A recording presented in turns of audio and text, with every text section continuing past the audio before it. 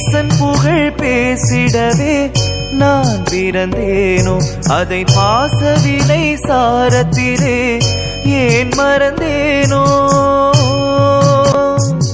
ஈசன் புகழ் பேசிடவே நான் பிறந்தேனோ, அதை பாசவினை சாரத்திலே ஏன் மறந்தேனோ.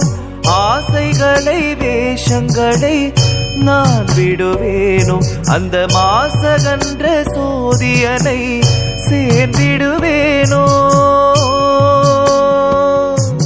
தூண்களில் ஆவான் படைத்தார் தூயவன் அவனே, கழல் தேடி வரும் கண்களுக்கு தாயானவனே.